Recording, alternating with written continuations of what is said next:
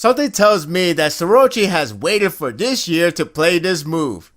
Smart play.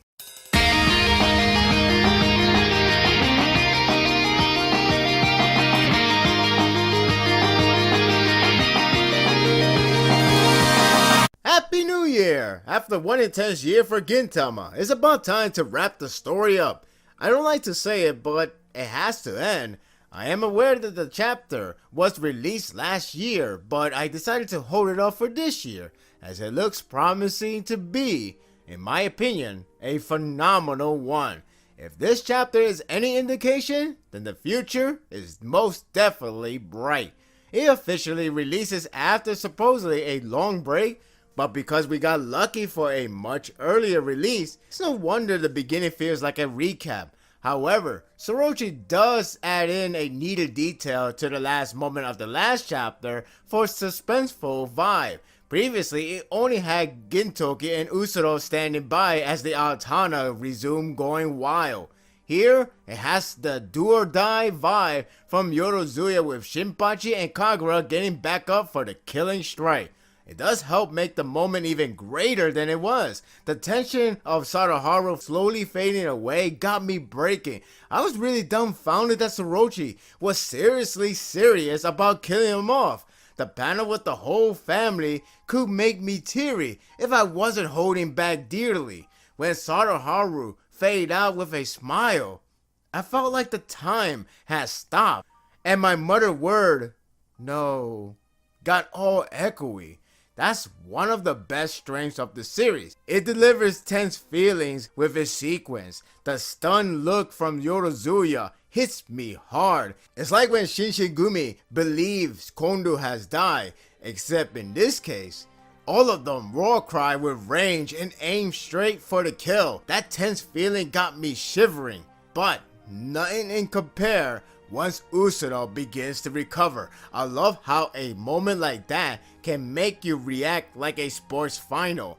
That's how much I was into this battle. It adds more to the feel with Usuro taunts without drawback and begins to destroy them. This whole scene has nothing but bad ending coming in. It reminds me of Fullmetal Alchemist finale.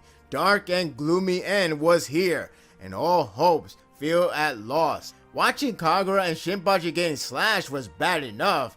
Gintoki got stabbed like it was a killing blow. That quiet panel got me chills. Usuro is a credible villain. Every word he keeps spouting out always convinced me that he can actually take the world down under. After all, he did cause a war, so you tell me how he's not the final villain. How he stands on top over everyone in the field is oozing nothing but sinister vibe. That resembles smile expression of Shoyo is such a middle finger to us. I still like him, but not him, if that make any sense. That pain look in Gintoki's face hits me. I still remember how he tried to save Hajime, but failed with frustration. This reminds me of that.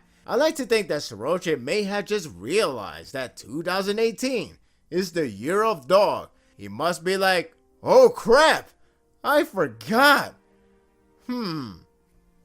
I know. I would not kill Sadaharu. What we gain is Sadaharu rising up with even more powerful control. Okay, I am positive that Sorochi didn't intend to kill him, but damn, did it do the job well on hurting people's feelings. On the bright side, watching Usuro dumbfounded is a nice treat to the eyes. The one part that I somewhat have a hard time to understand is how Usuro was confused about Sadaharu's body. It sounds like he is saying that Sadaharu doesn't have a physical body anymore, but the spirit is carrying over the control. That, or it may be that Sadaharu's body got damaged, like decreased its size or something. If it's the former, would that mean that he would disappear once he is let go of Altana? I hope that's not the case. I would like someone to tell me what Usuro is trying to say. That one part that I am certain is how Sadaharu recovered, and it couldn't be any more delight.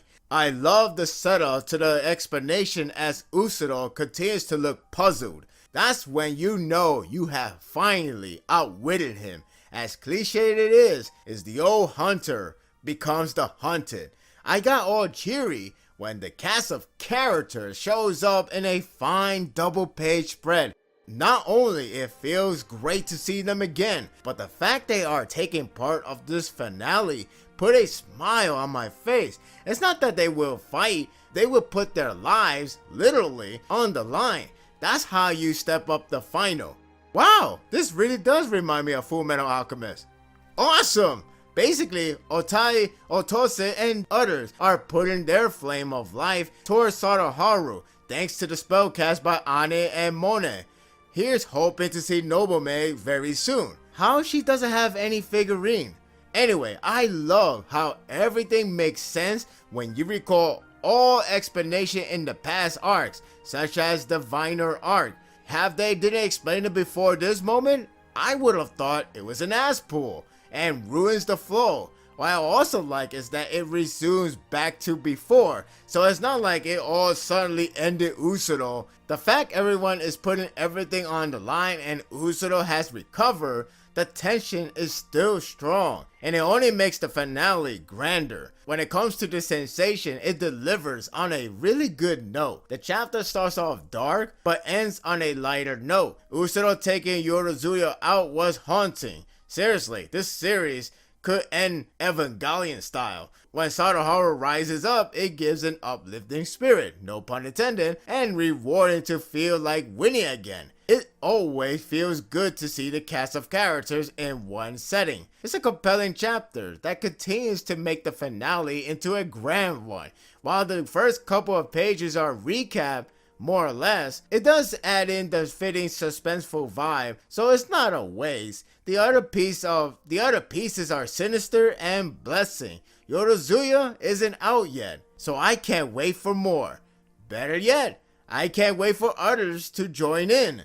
This year is going to be beast. Share your thoughts in the comment section. I know people use words loosely. I mean, I kind of do that with the coolest guy. However, I want to talk about the fact that people will say this fairy tale. You do realize the fairy tale used is actually done in a more cheesier, and the way how it happens has no real grounds. The fact this series doesn't really go with that cheesy approach, it just goes to the more understandable, where everybody don't have to say the cliche words. It has the subtle imagery of friendship or subtle imagery of people working together. The fact is, when you do it in the very small doses, it's okay. Especially when it has a lot of explanation behind it before we get to that moment. So it's not an ass pour, nor does it feel all that cliche. It makes much sense in this world. It's like Fullmetal Alchemist. You got that one moment of turning the tide, and it's a huge one, and it could be a little bother or it could be just okay. So long if you minimize the damage, you'll be fine for the rest of the series. That's how I see this moment. And that will do it for the review. I hope you enjoyed this one. If you like this and want more of this, subscribe to my channel and my world will be yours to stay. Until next time, take care.